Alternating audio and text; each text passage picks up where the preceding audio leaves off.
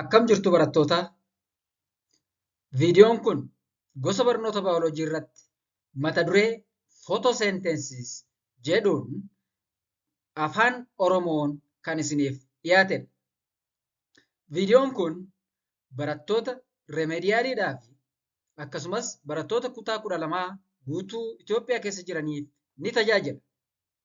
Kanaafuu hiriyoota keessan yuunivarsiitii Itoophiyaa garaagaraa keessa kan jirani barattoota remediyaaliif akkasumas immoo barattoota kutaa 12f akka qooddan sabiskiraayib akka gootan isin affeera.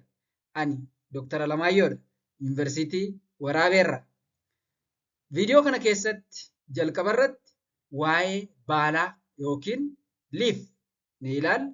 Akkasumas mesofaayil, kiloroopilaast, taayilaakooyids, photosystems, chlorophyll, light dependent reactions and photophosphorylation kanneen jedhani mata dureewwan xixiqqaa kana waliin ilaallaa na waliin tura.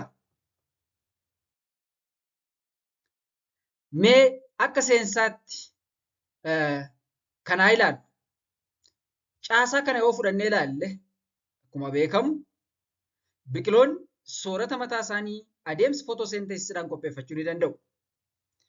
Kunimmoo kan ta'e seelii isaanii keessatti caasaa yookiin immoo orgaanelii kiloroopilaast jedhamu of keessaa qabu.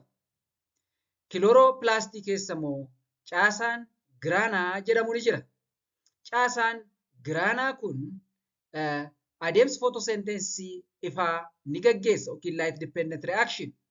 Haa ta'u malee giraanaan immoo maalirraa ijaarame yookiin maalirraa ijaarame jennee yoo ilaalle caasaa taayilaakooyid jedhamuuti walitti dhufee giraanaa ijaara. Taayilaakooyidiin kun fakkeenyaaf caasaan kun caasaa taayilaakooyidiidha.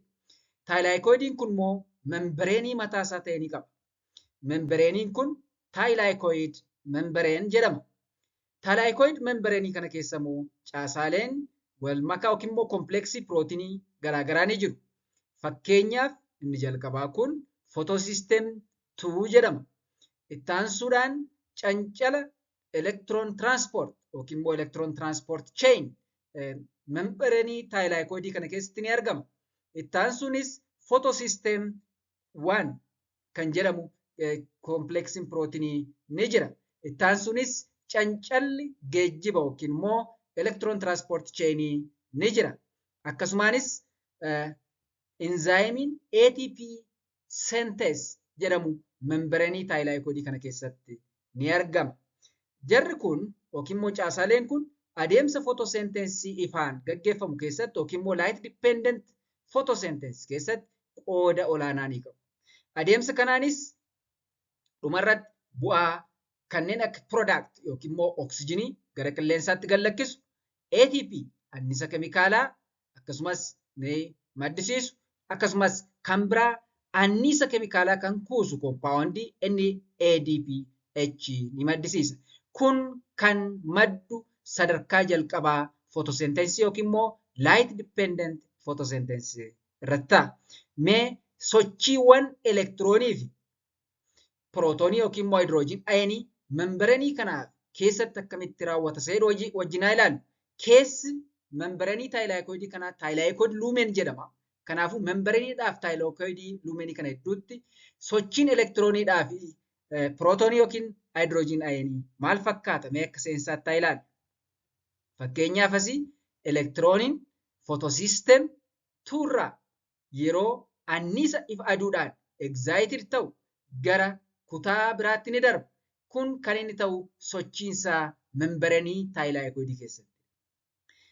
Yeroo kanarratti haayidroojin ayen yookiin immoo pirootooniin bishaan waan moolekiliin bishaanii humna annisa aduudhaan cabuuf yookiin immoo adeemsichi footoliisis jedhama. Haayidroojin ayenii kana gad lakkisa. Dabalataan haayidroojin ayeniin kun kutaa istroomaa jechuun naannoon taayilaakooyidii kun istroomaadha. Akkuma beekamu istroomaan immoo keessaa dhangala'aan kan guutamedha. Dhangala'aa istroomaa keessaa akkasumas haayidroojin ayen yookiin pirootooniin gara keessa taayilaakooyidiitti seena. Kun immoo haayidroojin ayeniin taayilaayikoodii luumen yookiin immoo keessa taayilaayikoodii keessatti akka baay'atu taasifama. Yeroo kanatti haayidroojiin ayen yookiin immoo pirootooniin keessa taayilaayikoodii keessatti kuufame achiin taa'u sababiinsaa maaliif yoo jenne haayidroojiin ayen yookiin immoo pirootooniin kun keessa taayilaayikoodii keessatti kuufamuun keessa asidawaa akka ta'u taasisa.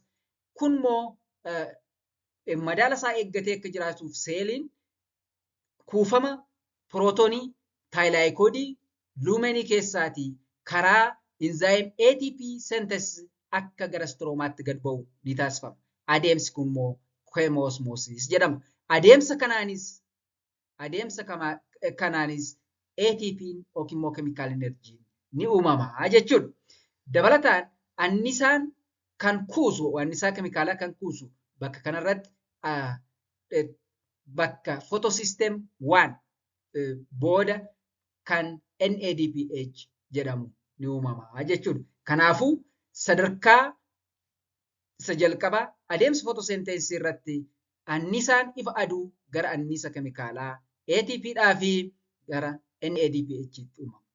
Adeemsi kun garuu sadarkaa kamirratti gaggeeffama kan jedhu tokko tokkoon waliin ilaalla. Kana akka seensaatti ilaallu malee sadarkaawwan kun bakka kamitti gaggeeffamu kan jedhu waliin ilaalla. Na waliin tura. Photosynthesis. Photosynthesis jechuun maal jechuudha yoo inni? Photosynthesisiin adeemsa akkamii yoo inni? Adeemsa biqiloonni magariisaa ittiin soorata mataa isaanii qopheeffatan. Fakkeenyaaf photosynthesis is the process by which green plants and certain other organisms transform light energy into chemical energy. Adeemsa ittiin biqiloonni magariisaas ta'e kan biroon kanneen soorata isaanii qopheeffachuu danda'an anniisa ifa aduu gara anniisa keemikaalaatti jijjiiruuti. Adeemsa photosynthesis kana keessatti maaltu barbaachisa yoo inni akkuma beektan carbon dioxide inorganic molecule carbon dioxide kuniif bishaan water ni barbaachisa. Dabalataanis kilooroofiliin ni barbaachisa. Akkasumas anniisaan ifa aduu ni barbaachisa. Dhumarratti glukoosii ni uumu which is organic compound and oxygen immoo gara qilleensaatti gad lakkisu. Fakkeenyaaf biqiltuu kana fudhattanii yoo ilaaltan ifa aduurraa biqiltuun kun ifa aduu ofitti absorbi goote yookiin ofitti fudhatti. Maaliif? Baala biqiltuu kana keessa kan ifa aduu ofitti absorbi gochuu danda'u kilooroofiliin ni jira. Karaa kilooroofilii kanaa ifa aduu ofitti erga fudhattee booda annisa ifa aduu kana fayyadamuudhaan bishaan gara qaama biqiltuu kanatti seene karaa hiddaa bishaan seene kana adeemsa footoliisisiidhaan erga caccabsitee booda haayidroojiin ayen yookiin immoo pirootooniin sun erga maddee akkaataa duraa sanaan adeemsa photosynthesis keessa seenu jechuudha. Dabalataanis adeemsa photosynthesisiidhaaf kan barbaachisu kaarboon dioxide kana karaa baala isaanii yookiin baala isaanii irra stoomaataan jira. Karaa stoomaataa gara keessatti fudhatu. Mineraalota karaa hidda isaanii fudhatu. Haa ta'u dhumarratti oksijiinii immoo gara atmosferiitti deebisanii gad baasu gulukoosiinis ni oomishu jechuudha. Mee kana tokko tokkoon waliin haa ilaallu. Adeemsa photosynthesisii kallattiin seenuun dura yookiin immoo jalqabuun dura mee caasaa baalaa tokko tokkoon haa ilaallu. Kun caasaa baalaa alaati yookiin external structure of leaf. Caasaa baalaa alaa kana fudhannee yoo ilaalle bakka kanatti petiole kan jedhamu ni jira. Petioliin kun maaliif gargaara yoo inni baala damee isaatti akka hidhatu yookiin immoo damee biqiltuu sanatti akka hidhamu isa gargaara. Kan biraan vein kan jedhamu kun immoo wantoota jireenya baalaa kanaaf barbaachisoo ta'an bishaaniif albuudota garaagaraa baala kana keessa geejjibuuf isaan gargaara. Akkasumas veiniin guddaan gidduu irratti ni argama. Innis midriib jedhama. Fiixee baalaa kana immoo fuudhannee ilaalle tip jedhamti. Qarqarri baalaa kun immoo fudhannee yoo ilaalle marjiin jedhama. Akkasumas guutummaan baalaa kun immoo yookiin bakki diriiraa kun laaminaa jedhama. Akka waliigalaatti the outer leaf layer is known as epidermis. Waliigala baala kana fudhannee yoo ilaalle alli baalaa akka waliigalaatti epidermis jedhama. Epidermis yookiin immoo alli baalaa kun immoo maal maddisiisa yoo inni waxy coating which is called cuticle. Waan akka lipidii ta'e waxy coating ni maddisiisa. alli baalaa kun. Maaliif gargaara kutiikiliin yookiin immoo oksikootiniin kun yoo inni yeroo ifti aduutti baay'atu biqiloonni gara malee bishaan akka of keessaa gadi hin baasne ni ittisa. It reduces the rate of transpiration yookiin immoo bishaan gara alaatti baala keessaa ba'u hir'isuuf gargaara jechuudha kutiikiliin kun. Inni lammaffaan internal structure of leaf. Dura external structure yookiin immoo caasaa baalaa alaa ilaalle amma immoo mee baala kana fudhannee yoo ilaalle keessa isaa ilaalla. Keessa baalaa. Keessa baalaa kana keessa caasaan mesofaayil jedhamu ni jira.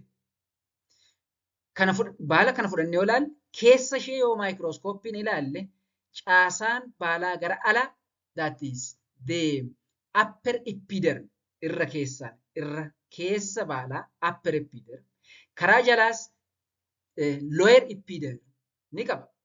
Haa ta'u malee upper epidermiidhaa fi lower epidermii kana jidduu caasaan mesofaayil jedhamu ni jira. Mesofaayiliin kun immoo gosa lama jira. Tokko palisade mesofaayilii. Palisade mesofaayiliin upper epidermii jalatti argama. Akkasumas spongy mesofaayil. Spongy mesofaayiliin immoo palisade mesofaayilii jalatti argama. Haa ta'u akkuma waliigalaatti mesofaayiliin maalirraa hojjetaman yoo inni seeliirraa hojjetaman. Mesophile is made up of specialized parenchyma cell. Mesophile kan hojjete cellii parenchyma. This parenchyma cell is found between the lower and the upper epidermis. Lower and upper epidermis gidduutti argama. Haa ta'u seeliin parenchyma kun palisade mesophile keessatti akkamiin qindaa'ee argama? Spongy mesophile keessatti akkamiin qindaa'ee argama kan jedhu mee ilaallu. Palisade mesofaayilii keessatti caasaan seelii parenchymaa kun baay'ee walitti siiqanii kan argamanii compact kan ta'edha. Haa ta'u garuu spongy mesofaayilii keessatti immoo caasaan seelii parenchymaa kun walirraa siiqanii argamu. Kanaafuu ispeesiin gidduu isaaniitti argama jechuudha. Ispeesiin gidduu isaaniitti waan argamuuf yookiin immoo caasaa yookiin immoo parenchymaa seelii gidduutti kanaaf spongy mesophile jedhamee jechuudha. Tole, akkuma dura kaase they are of two types jechuun mesophiliin gosa lamatu jiru jechuun palisade mesophile and spongy mesophile. Spongy mesophile has many large air space between the cell. Eenyaw kun jechuun spongy mesophiliin kun air spacing yookiin immoo bakki duwwaa hedduu seelota isaa jidduutti ni argama jechuudha. Palisade mesophile cells are near upper surface of the leaf where they receive more sunlight. Jechuun palisade mesophile immoo upper epidermis jalatti ni argama. Kanaafuu ifa aduu baay'ee yookiin immoo caalmaan ni argata jechuudha. Akka waliigalaatti mesophile are specialized for photosynthesis. Maaliif photosynthesisaaf specialized ta'anii mesophiloonni kun yoo jenne sababiinsa mesophilota kana keessa chloroplaastii jira. Akkuma beektan chloroplaastiin immoo orgaaneelii seelii biqilootaa keessatti qofa argamu. Kanaafuu chloroplaastii of keessaa qabu. Palisade mesophiliif spongy mesophile. Haa ta'u malee chloroplaastii baay'inaan yookiin immoo hedduminaan kan of keessaa qabu isa kami? Yoo jenne palisade mesophile. Kanaafuu palisade mesophiliin spongy mesophile caalaa photosynthesis hedduu gaggeessuu ni danda'a jechuudha. Mee chloroplasticha kanaa ilaallu. Chloroplastiin mesophile keessatti waan argamuuf adeemsa photosynthesis gaggeessuu keessatti gahee olaanaa qabu jennee turre. Chloroplastiin kun the photosynthetic apparatus jedhamee beekama. Kimmoo meeshaa photosynthesis keessatti gaggeeffamu jedhamee beekama. Mee caasaa kana mee waliin haa ilaallu. Caasaan kun caasaa chloroplastiidha yoo jenne chloroplastiin membreenii lama qaba. Outer membraneedhaa fi inner membrane. Outer membrane fi inner membrane jidduu garuu spacing jira. Spacing kun immoo intermembrane space jedhama. Keessi kilooroplaastii kun yoo fudhannee ilaalle dhangala'aan kan guutamedha. Dhangala'aan keessa kilooroplaastii kun immoo maal jedhama? Istroomaa jedhama. Akkuma beektan istroomaan bakka itti adeemsi fotoseenteesii dukkanaa yookiin immoo dark reaction photosynthesis keessatti gaggeeffamudha. Istroomaa kana keessa immoo caasaan kan biraa disk kan fakkaatu yookiin immoo diskii kan fakkaattu ni jirti. Caasaan diskii fakkaattu kun taayilaayikoid jedhamti. Taayilaayikoidiin kun qofaan teessituu hin taane walitti qabamuun yookiin immoo stack uumuudhaan kan isheen teessu. The stack of thylakoid is called grana. Granaan immoo bakka itti adeemsi wal nyaatinsa ifaa yookiin immoo light dependent photosynthesis gaggeeffamu jedhamee beekama. Kanaafuu isaan kun giraanaadha. Isaan kun giraanaadha. Giraanaan kun adjacent giraanaa. Giraanaan lama walitti aananii kan walitti isaan hidhu. Fakkeenyaaf giraanaa kanaaf giraanaa kana kan walitti hidhu caasaan laamellaa jedhamu ni jira jechuudha. Isaan kun hunduu maaliif fayyadu? Kan jedhume waliin haala. Akkuma dura kaase, chloroplast is a double membrane organelle found in green plants. The main part of chloroplast and their function, for example, the outer membrane is smooth and permeable to small molecules and allows movement of ions and metabolites. Caasaan alaa kun ayoononni fi metaboloitoonni garaagaraa akka keessa darbaniif ni eeyyama. Inner membrane isaa yoo jenne less permeable akka outer membrane sana waan arge hunda hin dabarsu. It is less permeable. Kanaafuu contain transport protein and regulate entry and exit of materials. Kan biraan stroma. Stroma fluid filled matrix containing enzymes, DNA and ribosomes. Stroomaan kutaa dhangala'aa kilooroplastii kana. Haa ta'u dhangala'aa stroomaa kana keessa maaltu jira yoo jenne tokko enzymoonni ni jiru, DNA ni jira, ribosomiin ni jira. Kanaafuu kun the site of Calvin cycle or dark reaction. Adeemsa photosynthesis keessatti tokko dark reaction yookiin immoo Calvin cycle. Kanaafuu Calvin cycle yookiin dark reaction stroomaa kana keessatti gaggeeffama jechuudha. Mee thylakoidii kana yookiin immoo the stack of grana or the stack of thylakoid forms grana jennee ture dur. Tokkoo thylakoidii kana fudhannee ilaallu.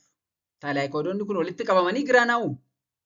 Garuu tokkittii ishee kana fuunee yoo ilaalle thylakoidiin kun membranii mataa ishee taate qabdi.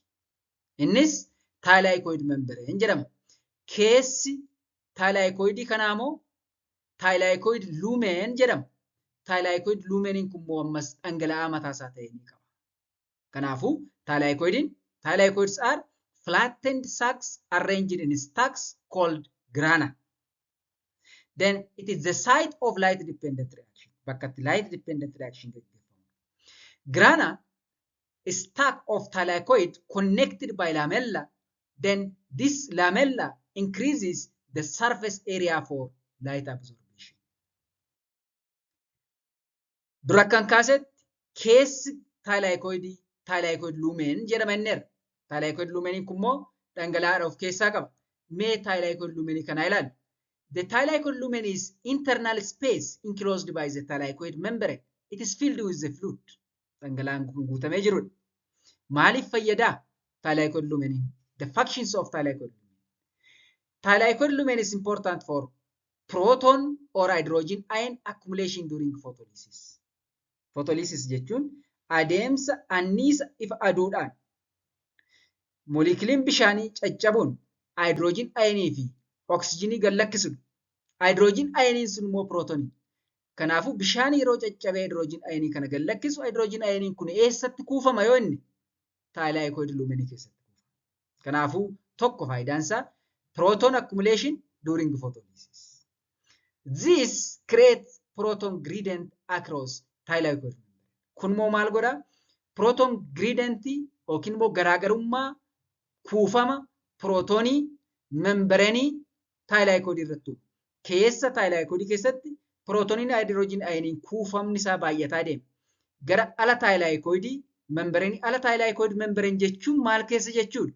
Stroomaa keessa jechuudha. Stroomaa keessaaf yookiin hydrogen ioniin stroomaa keessaaf hydrogen ioniin thylakoid lumenii keessa jiru garaagarummaa uuma. Discrete proton gradient across the thylakoid membrane jechuun membrane thylakoidii kana gara alaa jiruuf gara keessa isaa jiru irratti garaagarummaa uuma jechuudha.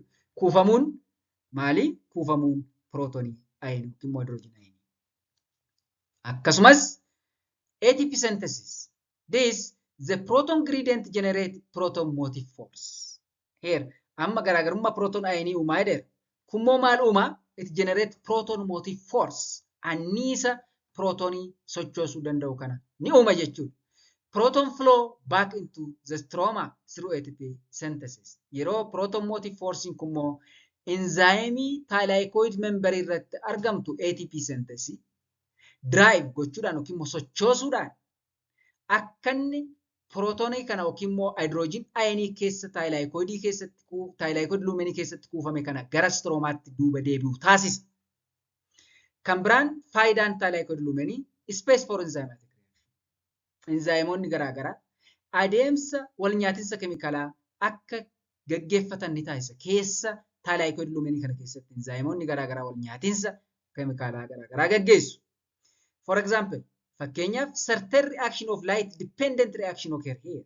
And again, including aspect of oxygen involving complex in photosystem 2. Isaan kana taansinee ilaalla.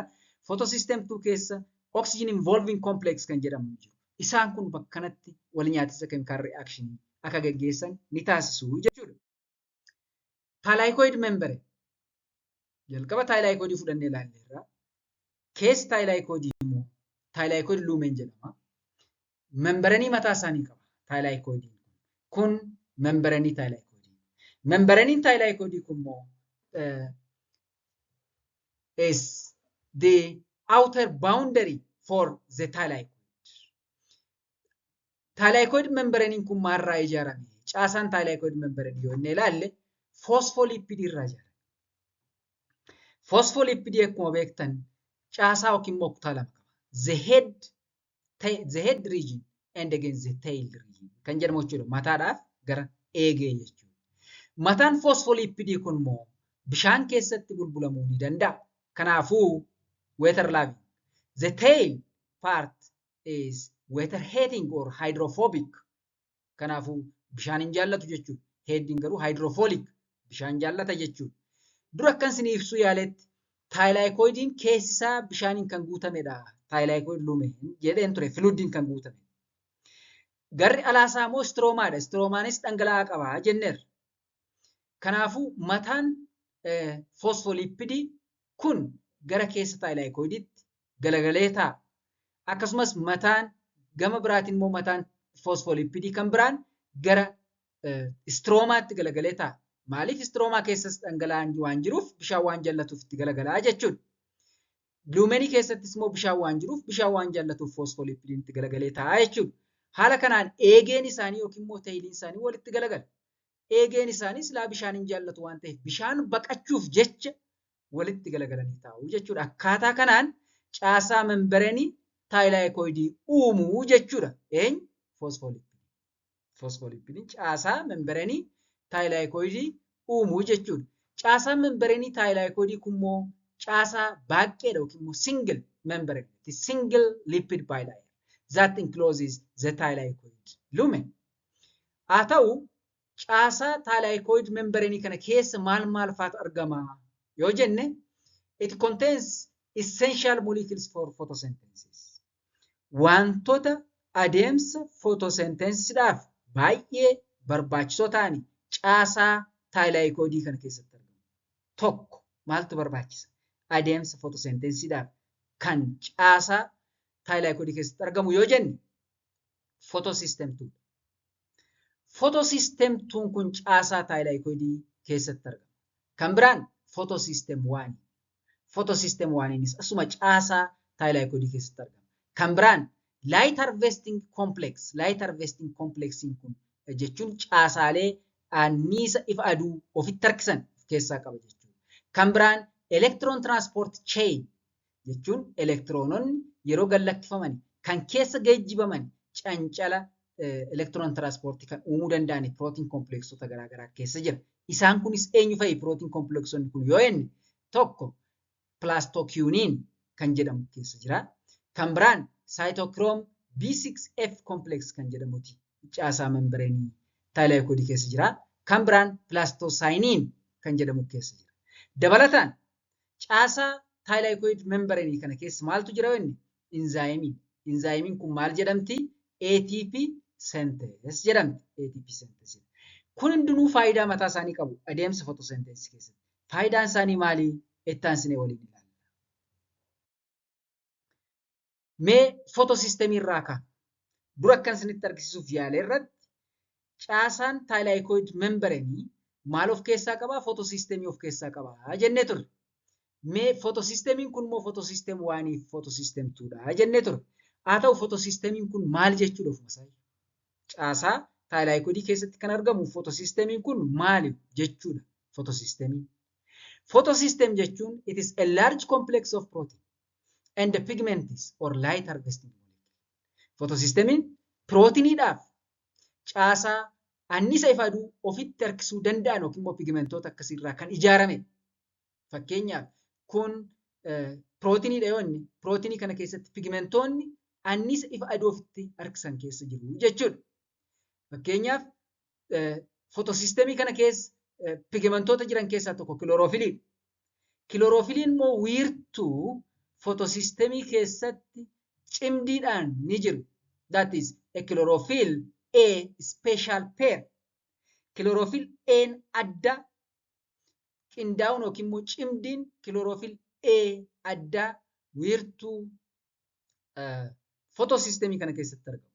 Kanaafuu kiloroofiliin kun annisa ifa aduu harkisanii fiduudhaan yookiin immoo pigmentoota biroo dabalatanii annisa ifa aduu harkisanii fiduudhaan wiirtuu yookiin immoo kiloroofil A special pair qindaa'oo yookiin immoo cimdii addaa kiloroofilii A kana keessatti makuu jechaadha. Yookiin immoo itti gadhiisu humna ifa aduu bakka kana geessu jechuudha. Kun immoo bakka itti wal nyaatiinsi chemical reaction center gaggeeffamu jechuudha. Yookiin immoo bakka wiirtuu reaction center ifa aduuti. Yookiin immoo bakka itti adeemsi photosynthesis ifa aduu itti gaggeeffamudha.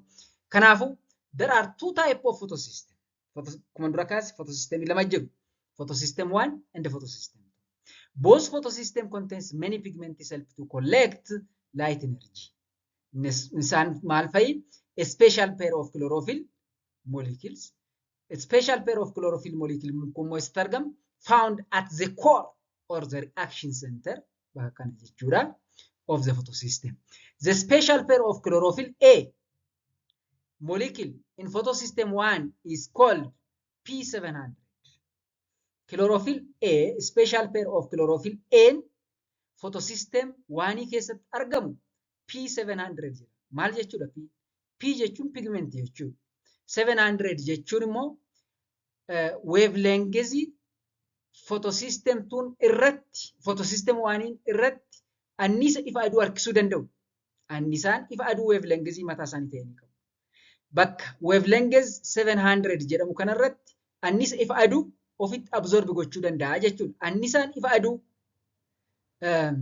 wavelength 700 kanarratti harkifamee yookiin absorbed ta'uu danda'u red light.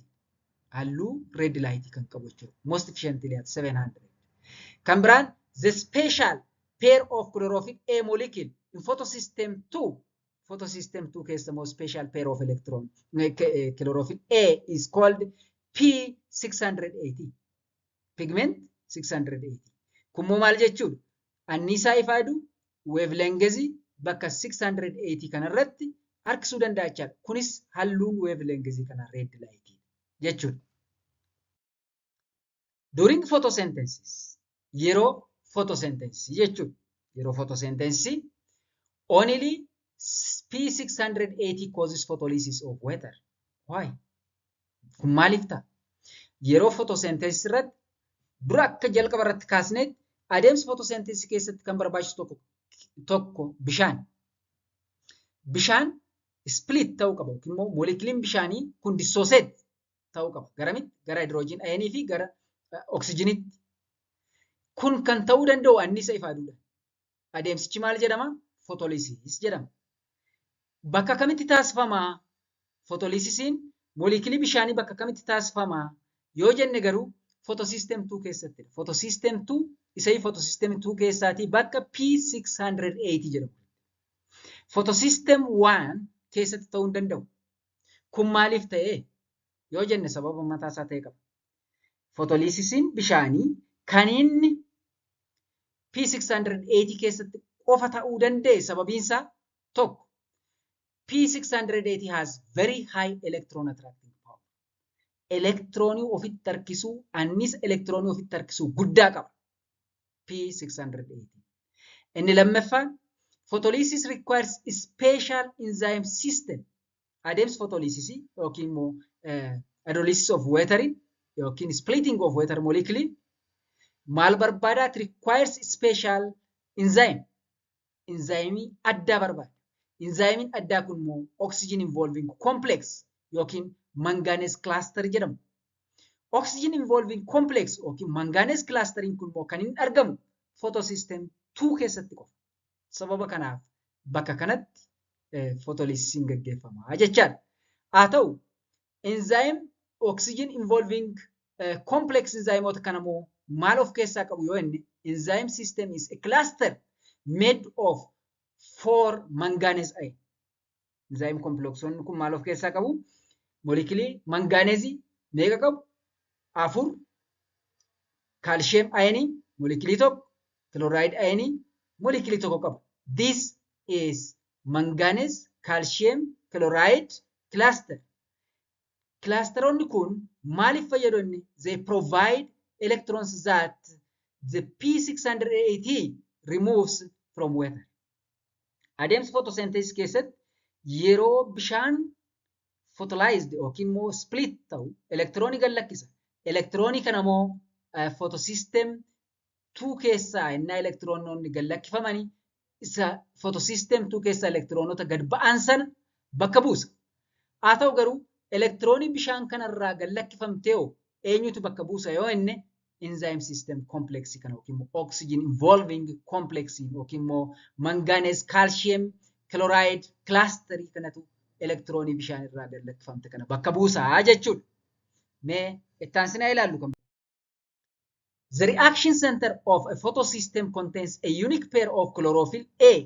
Akkuma dura kaasee reaction center yookiin immoo wiirtuu adeemsa wal nyaatinsa photosystemii keessatti chlorophyllin A special pair of chlorophyll A kan jedhamu ni jira. Often called special pair. Haa ta'u chemical structure of chlorophyll haa ilaallu. Caasaan chlorophyll garuu maali? Chlorophyllin kun adeemsa photosynthesis keessatti barbaachisaadha jenneerra. Erga barbaachisaa ta'e caasaa chlorophyll kanaa baruun barbaachisaadha. Kanaafuu caasaa chlorophyll yoo fudhannee ilaalle chlorophyll is a porphyrin ring with central magnesium. Caasaan isaa porphyrin ring fakkeenyaaf kana yoo fudhanne caasaa chlorophyll. It has a ring portion or it has two parts, the head region and the tail region. The head part yookiin kutaan mataan chlorophyll kana ringiidha yookiin immoo caasaa porphyrin ring jedhamu of keessaa qaba. Wiirtuu isaa irratti maaltu jira? Magnesium ioniin jira. Garri eegee isaa immoo phytol tail jedhamee ni beekama. Kun hundinuu faayidaa mataa isaanii qabu. Waliin haa ilaallu. Key structural features. Porphyrin head or the tetrapyrophil ring, it is captures light energy. Light energy absorb yookiin capture gochuuf gargaara. Then central magnesium ion no maaliif gargaaran? Essential for light absorption. And again hydrophobic phytol tail again so maaliif gargaaran? Anchors chlorophyll into the thylakoid membrane. Chlorophyllin thylakoid membrane keessatti iddoo isaa qabatee akka itti hidhamee taa'uuf kan gargaaru phytol tail. And light harvesting complex. This is important to ensure or attach the chlorophyll to the thylakoid membrane. Then when light strikes the chlorophyll. Egaa amma chlorophyllin kuni photosystemii keessatti argamti jenneera. Light harvesting dha ofishees jenneera. Yeroo lightiin dhufee chlorophyll kana strike godhu yookiin immoo yeroo rukkutu the light energy excite an electron from the ground state to the high energy exciting state. elektirooniin kiloroofilii kana keessaatii darbatamee akka ba'u ni taasifama. Annisa ifa aduudha. From the ground state, stable bakka ta'e irraa elektirooniin darbatamee gara high energy state'itti darbatama jechuudha elektirooniin kiloroofilii kana keessa. The electrons that get excited come from garuu elektirooniin excited taatu kun garuu eessaa dhufti? The electrons that get excited come from carbon nitrogen conjugated system irraa dhufti jechaadha. Especially from the pi electron. Kiloroofiliin caasaa kiloroofilii kana fudhannee yoo ilaalle boondiin yookiin immoo hidhoo garaagaraatu jiru. Hidhoo jiran keessaatii tokko carbon nitrogen conjugated system kan uumanii jiran ni jiru. For example, double bonds here, they form is carbon nitrogen conjugated system. Especially the pi electron excited from this carbon nitrogen conjugated system. Bakka jedhamu kanarraati elektirooniin yeroo annisa ifa aduu argattu keessa baati jechuudha. Excited taati jechuudha. Then magnesium holds the porphyrin ring in the correct geometry to allow the efficient absorption. Kanaafuu magnesiumiin elektiroonii gadi lakkisu garuu elektirooniin kan gadi lakkifamu carbon nitrogen conjugated system irraati. Yeroo ifti aduu dhufee kiloroofilii kana tuqu. Garuu magnesiumiin correct geometry isaa sirrii kiloroofiliin qabatee akka taa'u gochuuf gargaara. Mee amma caasaalee adeemsa fotosenteesiidhaaf gargaaranii garaagaraa ilaalleerra. Fakkeenyaaf kanneen akka taayilaayikoodii, taayilaayikood membareenii akkasumas kiloroofilii ilaallee jirra.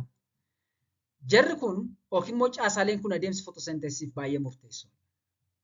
Fotosenteesiin garuu sadarkaa lama qaba. Photosynthesis occurs in two main stages. Inni tokko light dependent reaction or light reaction.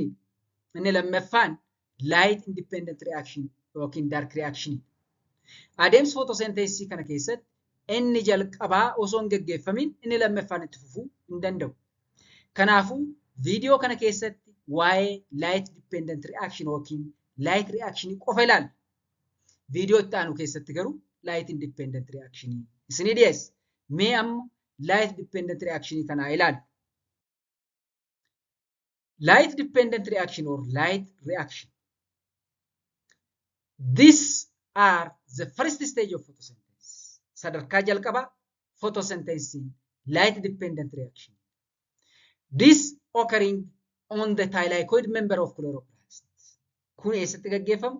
Thylakoid membrane kanarratti gaggeeffama jechuudha. Garuu light dependent reaction kanarratti maaltu barbaachisaa? Yoo jenne ifti aduu ni barbaachisa light. Kan biraan bishaan water. Kan biraan kiloroofiliitti barbaachisa. Dhumarratti light dependent reaction kun maal oomishaa yookiin maal produce godha yoo jenne ATP, NADPH dhaaf oksijiinii oomisha. Garuu photosynthesis keessatti gulukoosiin produced ta'uu qabaa kan jedhu beekna. Gulukoosiin sadarkaa kanarratti oomishamuu hin danda'u. Gulukoosiin kan inni oomishamu sadarkaa light independent reaction ni irrattidha jechuudha. Sadarkaa light dependent reaction kanarratti kan oomishamuu danda'u ATP, NADPH fi oksijiinii. ATP dhaaf NADPH kun anniisa keemikaalaa anniisa ifa aduurraa jijjiiramee argame. Kanaafuu adeemsi light dependent reaction kun anniisa ifa aduu gara anniisa keemikaalaa kanatti jijjiiraa jechuudha. Anniisaan ifa yookiin anniisaan keemikaalaa ATP fi NADPH kun immoo adeemsa photosynthesis light independent keessatti nu gargaara. Oksijiiniin garuu gara qilleensaatti gad lakkifama jechuudha. Steps of light dependent reaction. Light dependent reaction kun sadarkaan gaggeeffama. Hundinuu al takkaatti hin raawwatu. Kanaafuu mee sadarkaalee light dependent reaction kana waliin haa ilaallu. Light dependent reaction keessatti sadarkaan inni jalqabaa light absorption. Light absorption by photosystem 2. As keessatti waa tokko gaaffii isinitti ta'uu danda'a. Jalqaba akkuma kaase thylakoid membrane keessa photosystem 2 fi photosystem 1 jira jedheen ture. Sirriidha. Maqaa isaanii irraa ilaalle garuu photosystem 2 photosystem 1 jedha. Isteeppii yookiin immoo jalqaba adeemsa photosynthesis keessatti photosynthesis kan jalqabu photosystem 2 irraati. Maaliif photosystem 1 ituu jiru photosystem 2 irraa jalqabee na jechuu dandeessu? Sababiin isaa photosystem 1 qorattoonni yookiin immoo saayintistoonni jalqaba kan argatani photosystem 1. Kanaafuu photosystem 1 jedhani. Itti aansuudhaan sadarkaa lammaffaa irratti kan argame photosystem 2dha. Photosystem 2 duubarraa argamuyyuu malee yookiin lammaffaa irratti argamuyyuu malee adeemsa photosynthesis jalqabsiisuudhaaf garuu inni ijoon isadha. Maaliif photosynthesis jalqabsiisuu kan danda'u photosystem 2. Photosystem 1 jalqabsiisuu hin danda'u. Maaliif photosystem 2 photosynthesis jalqabsiisuu danda'e yoo jenne photosystem 2 keessatti qofa photolysisiin gaggeeffamuu kan danda'u. Photolysis jechuun caccabuu mooliikilii bishaanii jechuudha. Mooliikiliin bishaanii kan caccabuu danda'u bakka photosystem 2 kana keessatti waan ta'eef. Maaliif yoo jenne oxygen involving complex photosystem 2 kana keessatti waan argamuuf. Kanaafuu photosystem 2 contains chlorophyll A, the reaction center P618, and light excites electron to high energy level. And this electron leave photosystem pigment 680 and enter into the electron transport chain. Egaa jalqabannaa laayitii absorb godhan elektirooniin bakka kana keessaa yookiin immoo photosystem 2 reaction center kana keessaati ba'uun electron transport chain kana seenaa jechuudha. Mee waliin haa ilaallu. Fakkeenyaaf elektirooniin kun excite taatee garam seentee adeemsa yookiin immoo electron transport chain keessa deemuudhaan gara photosystem 1 deemti jechuudha. Elektirooniin as keessaa baate kunoo maaltu bakka buusaa? Moo akkasiin hafa kan jedhu mee haa ilaallu dabarree. Inni itti aanee jiru yookiin immoo sadarkaa lammaffaa light dependent photosynthesis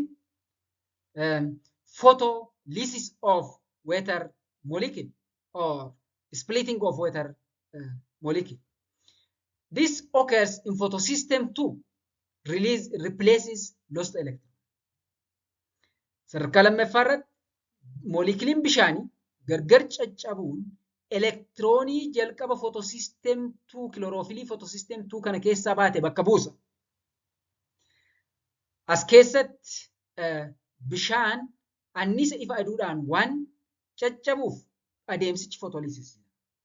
Yeroo kanarratti hydrogen ayonis gallakkisa, akkasumas elektiroonis gallakkisa, akkasumas oksijinis gallakkisa jechuudha.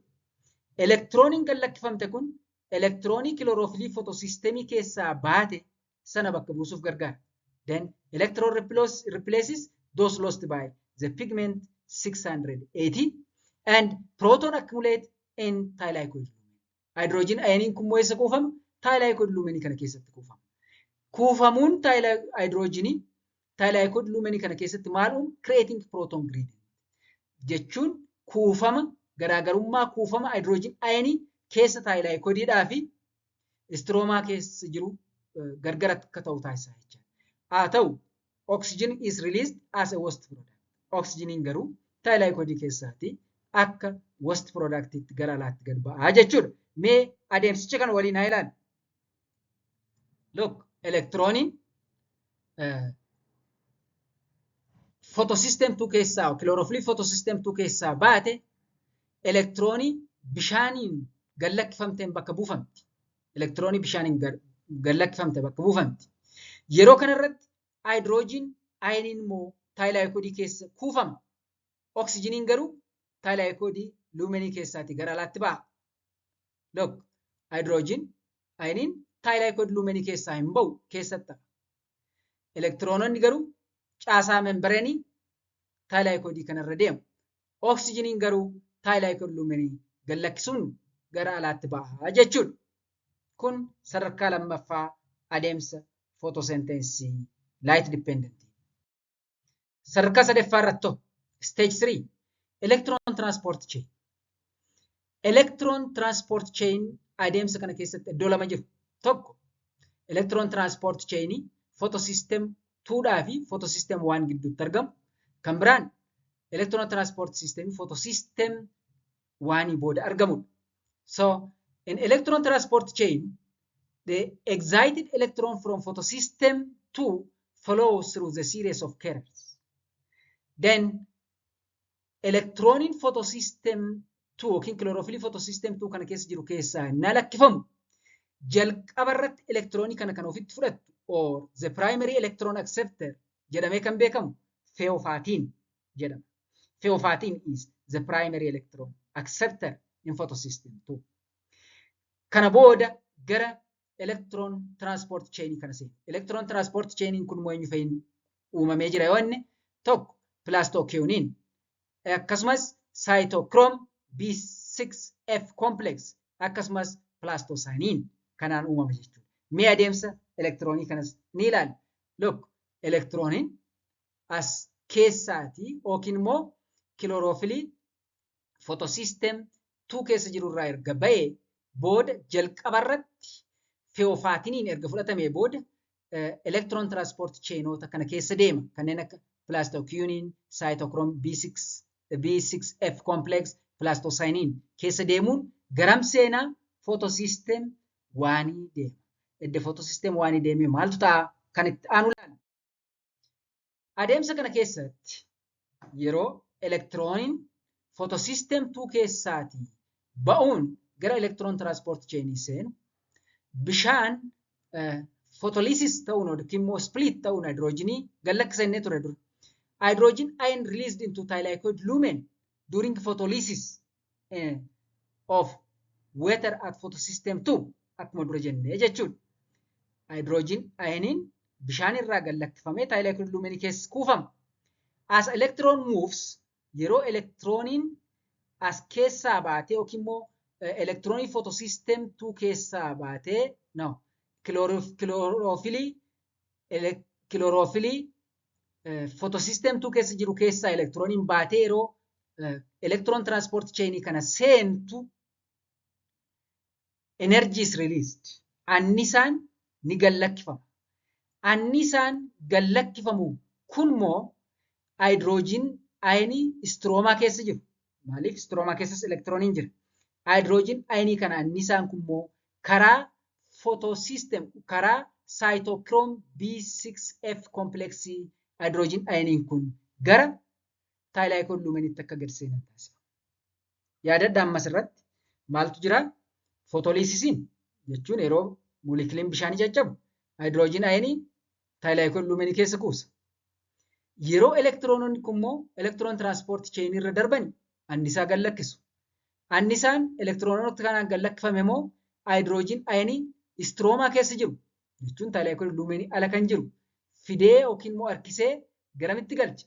Gara thylakoid lumeniitti galchaa jechuudha. Kun kuufama hydrogenii thylakoid lumenii keessatti baay'isee yookiin dabalee jechuudha.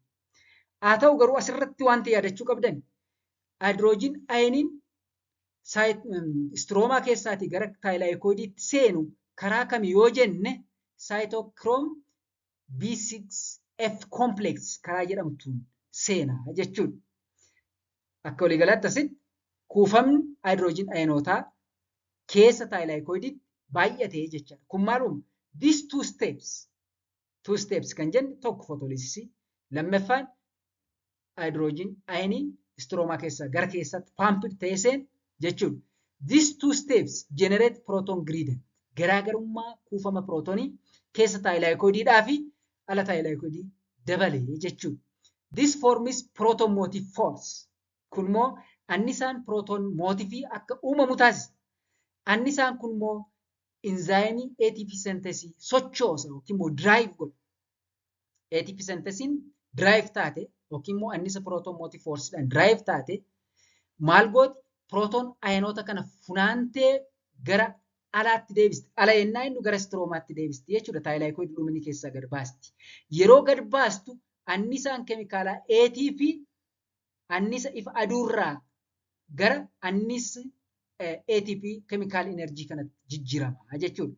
Yeroo ATP synthesin proton motive forceidhaan si'ooftee hydrogen ayonii taayilaayikood luumenii keessaatii gara stroomaatti gad baastu energiin keemikaalaa ATP ni uumamaa jechaadha. This provides energy for ATP synthesis through ATP synthesis. Mee adeemsicha haa ilaallu. Look, elektirooniin yeroo keessaa ba'u annisa release godhu, annisaan kun immoo hydrogen ayonii stroomaa keessa jiru gara keessa taayilaayikooditti galchuu jechuudha. Gara keessa taayilaayikooditti galchuu jechuudha. Annisaan yookiin immoo hydrogen ayonii as kanatti kuufame immoo bakka kanatti kuufamee nafu akkam taa'edheen ture duraa karaa ATP synthesis gad ba'aa jechaadha. Isa isaa ilaalla. Okay. Isa ilaaluuf immoo sadarkaa arfaffaa kana ilaallaa jechuudha. Sadarkaa arfaffaa kana keessatti formation of ATP or photophosphorylation. Photophosphorylation. ATP formation is called as photophosphorylation. Why it is photophosphorylation? Phosphorylation jechuun addition of phosphate to ADP jechuudha. Addition of phosphate jechuudha. Garuu phosphatiin kun maaliin annisa maaliitiin dhufee ADPtti dabalame yoo annisa ifa aduutiin kanaaf photophosphorylation kan jennu. Then the hydrogen ion ingredient built inside the thylakoid lumen is used by ATP synthesis to make ATP using chemosmosis. Amma hydrogen ion which is accumulated inside thylakoid lumen. Hydrogen ion keessa thylakoid kanatti accumulated ta'e maaliin gara alaatti ba'a? ATP synthesis gara alaatti ba'a. Adeemsichi inni keessaa ba'uun kun immoo chemosmosis jedhama. Then as hydrogen ion diffuses back into the stroma, ATP is produced from ADP and inorganic phosphate. Mee adeemsicha kana waliin haa ilaallu. Look, elektirooniin deema hydrogen ioniin stroma keessa gara keessaatti seena akkasumas hydrogen ion thylakoid lumenii keessa kuufamanii karaa ATP synthesis gara alaatti ba'u. Yeroo hydrogen ion kun karaa ATP synthesis gara alaatti ba'an annisaan keemikaalaa ATP jedhamu ni uumama. Adeemsa ittiin hydrogen ioniin thylakoid keessaa gara alaatti ba'u kun chemosmosis jedhama. Adeemsa kanaan annisaan keemikaalaa ATP jalqabaa uumame jechuudha. Annisaa keemikaalaa ATP jalqabaa. Annisaa keemikaalaa jalqabaa ATP kan jedhamu bifa kanaan uumamaa jechuudha. Annisaan keemikaalaa kan biraan lammaffaan ni jira. Akkuma dura ilaalle innis NADP jechuudha. Kanatti aanuun ilaallama. Then light absorption by photosystem 1. Amma yoonaatti kan ilaallaa turre erga annisaan ifa aduu photosystem 2 keessatti absorbed ta'ee booda adeemsa ta'uu danda'u kan ilaalle. Ammas adeemsa photosynthesis light dependent kana keessatti photosystem 1 qoodanii fudhata. Innoo light absorption by photosystem 1 kana keessatti akkam ta'a yoo jenne photosystem 1 contains chlorophyll A reaction center P700 inni immoo chlorophyll special chlorophyll reaction center P700 of keessaa qaba. Annisaan ifa aduu yeroo kana seenu photosystem 1 kana innaa seenu elektiroonii photosystem 1 jiru kana keessaa yookiin immoo chlorophyll elektiroonii photosystem 1 kana keessa jiru keessaa elektirooniin akka gad lakkifamu ta'a. Elektirooniin chlorophyll photosystem 1 keessaa gad lakkifamte elektiroonii photosystem 2 keessaa dhufteen bakka buufamti. Bakka buufamti jechuudha. Elektiroonii photosystem 1 kana keessaa gad lakkifamte yoo deemte dhumarratti NADP positive reductase enzyme jedhamu jira. Enzyme kanaan fudhatamuun gara reduced form of NADPH uumti jechuudha. NADPH kun immoo anniisa keemikaalaa lammaffaa adeemsa photosynthesis light dependent photosynthesis uumamuudha jechuudha. Haa ta'u yeroo elektirooniin photosystem 1 keessaa excited taatu annisa ifa aduutiin jalqabarratti kan ishee fudhatu ferrodoxin jedhama. Therefore, ferrodoxin is the primary electron acceptor in photosystem 1. Photosystem 2 keessatti jalqaba kan fudhatu elektiroonii eenyu jennee irra ofitti feofaatiin. Feofaatiin niin garuu the primary electron acceptor in photosystem 2. The primary electron acceptor in photosystem 1 is ferrodoxine. Meettaan sinaa ilaali. Akkaataatti elektirooniin kun as keessaa excited taatu yoo argitan photosystem 1 keessaati excited taatee dhumarratti NADP positive reduction fudhatamtee NAD positive kana reduced gooti. Kanaafuu annisaan keemikaalaa lammaffaa uumame jechuudha. Ittaansee akka walii galaatti taa'edha. As keessatti reduction of NADP positive to NADPH. Here the high energy electron from photosystem 1 are transferred to enzyme NADP positive reductase. San dura jedhee jechuudha. Kanaafuu dhumarratti NADPH uumte. Now NADPH will go to the Kelvin cycle for carbon fixation. Jalqabarratti chemical energy yookiin immoo energiin keemikaalaa ATP uumameera. Akkasumas lammaffaan annisa guddaa annisa keemikaalaa guddaa kan kuusu NADPH'n uumame jechuudha. ATP'nii fi annisa keemikaalaa kan kuusee jiru NADPH'n kun immoo sadarkaa photosynthesis lammaffaa yookiin light independent photosynthesis keessatti adeemsa photosynthesis sana saffisiisuudhaaf gara Kelvin cycle deemaa jechuudha. Maaliif gargaara? For carbon fixation. Maaliif yoo jenne adeemsa light independent photosynthesis keessatti carbon fixation kan gaggeeffamu gulukoosii uumuudhaaf yookiin immoo Kelvin cycle keessatti. Gulukoosiin adeemsa light dependent photosynthesis keessatti gaggeeffamuu hin danda'u. Waliin haa ilaallu. As keessatti look elektirooniin photosystem 2 keessaa baatee dhaqxee photosystem 1 keessaa elektiroonii baate sana bakka buufti. Jalqaba akka isinitti himetti elektiroonii photosystem 2 keessaa baatee eenyu bakka buusa yoo inni elektiroonii bishaan irraa gad lakkifamu. Elektiroonii bishaan irraa gad lakkifamu eenyutu bakka buusa yoo inni manganese calcium chloride cluster irraa elektiroonii gad lakkifamutu bakka buusa jedhee ture. Kun adeemsa akkaataa kanaan raawwatama. Ittaan sun mee walitti haqamu summary. Jalqaba irratti akkuma jedhe caasaan thaalaayikoidii yookiin membraniin thaalaayikoidii kun adeemsa photosynthesis light dependent photosynthesis baay'ee murteessaa. Maaliif caasaalee adeemsa photosynthesisidhaaf gargaaran kan of keessatti qabatee jiru waan ta'eef. Yeroo kanarratti elektirooniin bakka photosystem 2 keessaa ba'e cancala yookiin immoo electron transport chain keessa galuudhaan wantoota chemical energy yookiin immoo annisa keemikaalaa ATPdhaa fi annisa keemikaalaa kuusee kan argamu NADPH ni uuma jechuudha. Adeemsicha mee takkaa waliin haa ilaallu. Look, elektirooniin photosystem 2 keessaatii gad lakkifamee gara photosystem 1 seena. Maaliif? Elektirooniin photosystem 1 keessaatii gad lakkifamte sana bakka buusuuf deema jechuudha.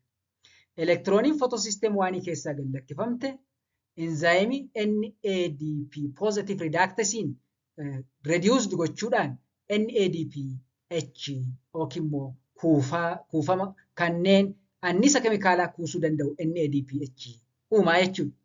Dabalataan yeroo kana keessatti prootoniin yookiin immoo hydrogen ioniin thaalaayikoid luumenii keessa kuufama. Thaalaayikoid luumenii kana keessa kuufameen taa'u. Maaliif kuufamni isaa proton motive force uuma. Proton motive force sun immoo enzyme ATPase synthesis kana drive godha yookiin immoo CS. Enzymiin kun immoo hydrogen ionii thaalaayikoidii keessatti kuufamee jiru gad baasti thaalaayikoid luumenii keessaati. Gara kamitti gad baasti? Gara stroomaatti gad baasti. As keessa hydrogen ioniin gara thaalaayikoidiitti karaa enzyme ATPase synthesis ba'uun kun adeemsichi chemosmosis jedhama.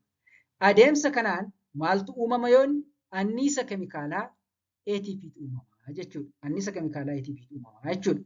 Akka waliigalaatti adeemsa photosynthesis isa jalqabaa yookiin immoo light dependent photosynthesisdhaan bu'aa kan argan bu'aan tokko oksijiniidha. Oksijiniin thaalaayikoid luumenii keessa gara alaatti ba'a jenneera. Inni lammaffaan annisa keemikaalaa ATP. Inni sadaffaan annisa keemikaalaa kan kuusee argamu NADPH uumama jechuudha. Kun kan light dependent photosynthesis irraa argannudha jechuudha. Mee itti aansinee waa'ee mata duree kanaa ilaallu photophosphorylation. Photophosphorylation jechuun maal jechuudha? Yoo jenne photo jechuun light jechuudha. Phosphorylation jechuun addition of phosphate jechuudha. Kanaafuu photophosphorylation is the process by which ATP is produced using light energy during light dependent reaction of photosynthesis jechuudha. Adeemsa ATP anniisa ifa aduu fayyadamuun uumuuti. Kun eessatti gaggeeffama yoo inni it occurs in the thylakoid member of chloroplast. Dura akkuma ilaalle kun kan inni gaggeeffamu thylakoid membranii chloroplast keessatti gaggeeffama. Haa ta'u photophosphorylation kun gosa lamatu jiru. Photophosphorylation is of two types. Isaanis non-cyclic photophosphorylation idhaaf cyclic photophosphorylation jedhamu. Mee tokko tokko na ilaallu cyclic idhaaf non-cyclic photophosphorylation kana. Inni jalqabaa non-cyclic photophosphorylation jedhama. It is called Z scheme because when the energy levels of electrons are drawn on the graph, the path looks like Z. Kana fudhannee yoo ilaalle fakkeenyaaf elektirooniin kun non-cyclic photophosphorylation kun photosisteemota lamaanuu hammata yookiin immoo photosisteemota lamaanuu fayyadama. Photosystem 2 fi photosystem 1 of keessatti qabata. Elektiroonni photosystem 2 irraa kaatee deemuudhaan electron transport chain keessa dabartee photosystem 1 seenti. Achirraa kaatee immoo gara dhumaa dhaqxee NADP positive reduced gootee NADP H uumti. Kun adeemsi elektiroonii kana giraafii kanarratti caasaa yookiin immoo mallattoo qubee Z fakkaata. Kanaafuu yookiin Z fakkaata. Kanaafuu Z scheme jedhamee jechuudha. Adeemsichi kun garuu eessatti gaggeeffama? Non-cyclic photophosphorylation yoo jettan thylakoid membranii keessatti. Thylakoid membranii keessatti dura argineerra. Thylakoid membranii keessatti adeemsichi elektirooniin ittiin gaggeeffaman kun Z scheme jechuudha. Involves maaltu keessatti hirmaata? Inna non-cyclic photophosphorylation yoo jenne photosystem 2 ni hirmaata, photosystem 1nis ni hirmaata. Kun photosystem 2 kun photosystem 1. Why it is called non-cyclic? Maaliif non-cyclic jenne? Yoo jenne elektirooniin adeemsi ishee photosystem 2 irraa ka'eetti achumatti hafa dhumarratti photosystem 2 irraa ka'ee karaa electron transport chain photosystem 1 seen fara karaa photosystem 1 irraa ka'ee immoo electron transport chain isa lammaffaatiin gara NADPH deemee achumaan hafa. Hin deebi'een dhufuu jechuudha. Bakka ka'etti hin deebi'u waan ta'eef non-cyclic jedhama. Then electrons do not return to their original source. Original source isa ture photosystem 2 ture. Kanaafuu duuban deebi'u waan ta'eef non-cyclic jedhama. They end up reducing NADP positive to NADPH. Kanaafuu dhumni isaa eessadha? NADP positive kana reduced gochuudhaan NADPH uumuun dhaabata. Electrons flow in one direction. Non-cyclic photophosphorylation kana keessatti elektirooniin kallattii tokko qofaan deema. Mee deemsa elektiroonii kana waliin haa ilaallu. Look, elektirooniin kun photosystem 2 irraa kaatee eessa deema? Electron transport chain keessa dabartee system 2 1 seenti. Sana booda electron transport chainis lammaffaa seentee dhumarratti reduced NADPH uumti jechuudha. Kun adeemsa non-cyclic photophosphorylation kan jedhamudha jechuudha. Tole, adeemsi non-cyclic photophosphorylation Z schemeidha jenneerra. One Z scheme. Z schemein tokkichi moves to electron. Takkatti elektiroonii lama kan inni deemsisu. Maaliif? Water moleculein tokko elektiroonii lama gallakkisti. Dura argitanitti yoo ta'e. Kanaafuu Z scheme tokkorraati Z schemein tokko elektiroonii lama baatee deema. Then maali bu'aan achirraa argannu Z scheme tokkorraa yoo jenne 1.5 ATP arganna, 1 NADPH arganna, half of oxygen molecule arganna. Kanaafuu pair two electrons elektiroonii lama per turn Z scheme tokko keessatti ni darbaa jechuudha. Key factors wanti dhugaan tokko asirratti the Kelvin cycle needs haa ta'u malee Kelvin cycle jechuun adeemsa photosynthesis light independent ta'e kan inni barbaadu ATP amma kanaa xiqqoo taate miti 1.5 ATP yookiin immoo 1 NADPH miti. Ani inni barbaadu 12 NADPH. Garuu asitti Z scheme tokko meeqa produce godhe tokko qofa. Kelvin cycle immoo meeqa barbaada 12. Akkasumas ATP 18 barbaada. Maal gochuudhaaf? Gulukoosii molekiilii tokko oomishuudhaaf. Garuu Z scheme tokko meeqa produce godhe ATP tokko tuqaa shan. NADPH meeqa produce godhe tokko qofa. Kelvin cycle immoo meeqa barbaada? NADPH 12. ATP 18 barbaada. Kanaafuu annisa keemikaalaa isa barbaachisu argachuudhaaf Z scheme meeqa tarnii meeqa geggeeffama yookiin elektirooniin Z scheme tarnii meeqa keessa darbuu qaba yoo jenne turn run yookiin immoo 12 jechuudha. This therefore to get this for making one glucose the chloroplast must run 12 Z scheme. Chloroplastiin annisa Kelvin cycleedhaaf barbaachisu guuttachuudhaaf Z scheme 12 adeemsisuu qaba. Gulukoosii molekiilii tokko uumuufi jechuudha. Thus, mee akka waliigalaatti yoo ilaalle light energy is initially converted into chemical energy in the form of two compounds. Adeemsa photosynthesis light dependent irratti yoo fudhannee ilaalle annisa ifa aduu yeroo jalqabaadhaaf gara chemical energy sadarkaatti jijjiiramudha. Light dependent photosynthesis. Chemical compounds that store energy or the chemical energy which is converted from light energies NADPH and ATP.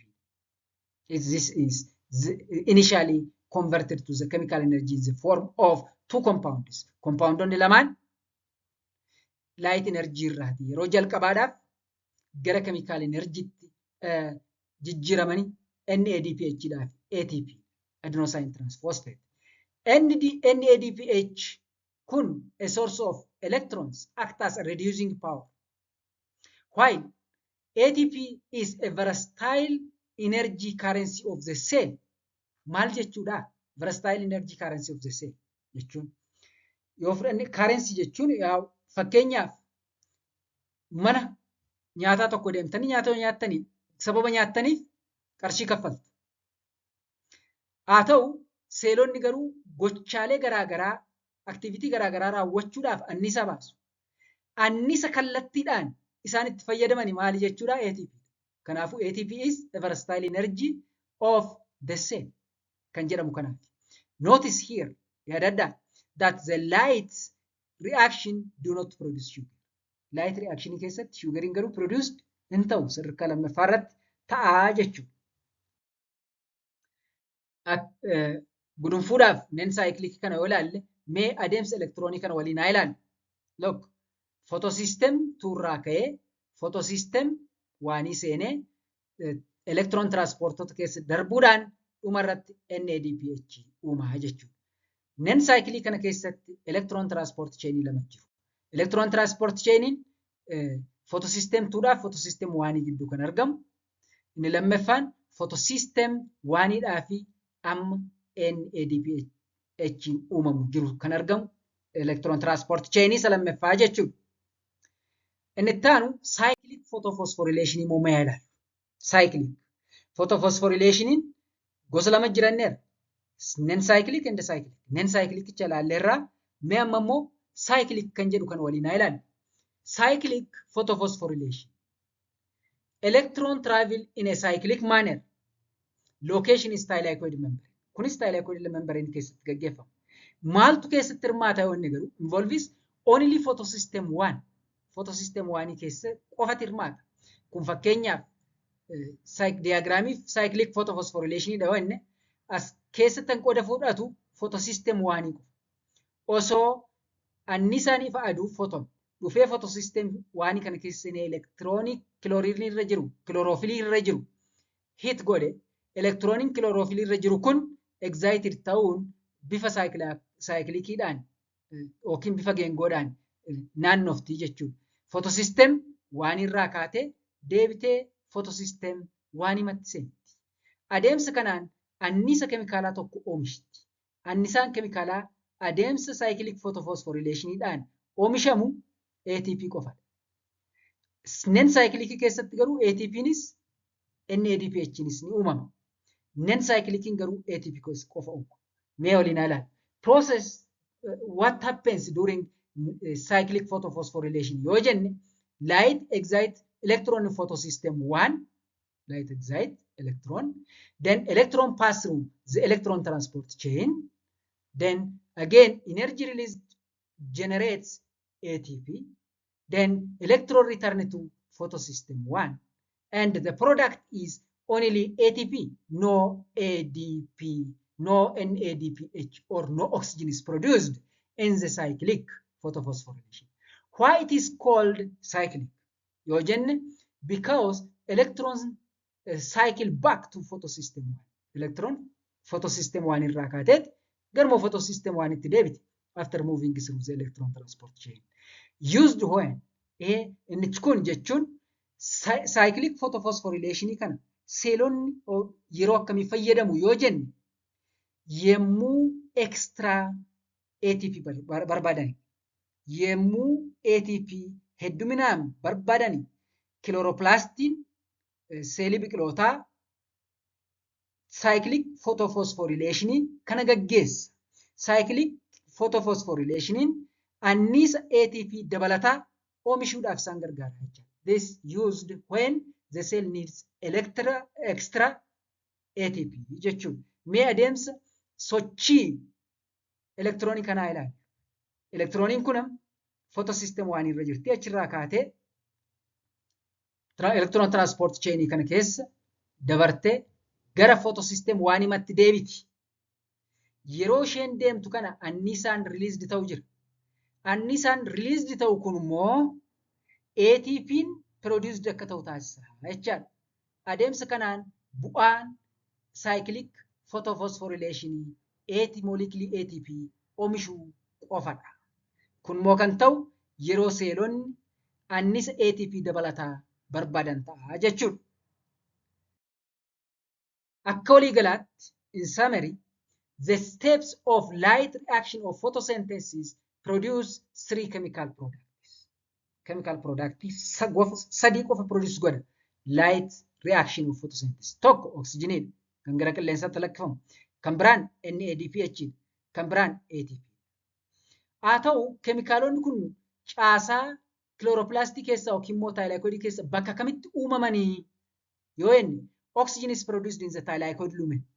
Oxygenin thylakoid lumen keessatti produced taateet gara alaatti baati. Kan biraan NADPH is produced in the stroma. Maaliif thylakoid membrane naannoo isaa kan jiru stromaadha. NADPH immoo stroma keessatti uumama. Akkasuma ATP is produced in the stroma. ATP is stroma keessatti produced ta'a jechaadha.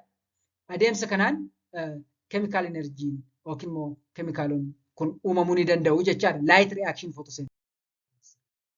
Mee nen saayikilikiidhaaf cyclic photophosphorylation kana wal bira qabnaa ilaalu. Features, for example, pathway of electron. Nen saayikilikiidha. Cyclic. First electron donor, the source of electron in non-cyclic is water, whereas in cyclic one is photosystem 1 or P700. And the last electron acceptor or destination of electron in non-cyclic one, NADP. Kan cyclic garuu photosystem 1. Photosystem 1 irraa ka'ee photosystem 1 itti deebi'a. P700. Product an isaan umarratti waan isaan oomishan product isaanii non-cyclic photophosphorylation ATP, NADP dhaaf oxygen produce godha. Garuu cyclicin ATP qofa produce godha. Photosystemoonni keessatti qooda fudhatan non-cyclic keessatti photosystem 1 fi photosystem 2. Cyclic keessatti garuu photosystem 1 qofadha jechuudha. This is thank you for joining me today. Please hit the like button and subscribe and also share with your friends. Barattoota viidiyoon keenya irraa asuma irratti gaha. Kanaafuu viidiyoon kun hiriyoota keessan bira akka ga'u yoo feetan subscribe godha, shares godha. Viidiyoon kun barattoota kutaa 12 fi barattoota Remediyaalii Yuunivarsiitii Itoophiyaa garaagaraa keessatti barataa jiran ni fayyada naman. Kanaafuu share fi subscribe gochuu hin dagatinaa. Hanga viidiyoo biraatiin walitti deebinutti nagaan tura.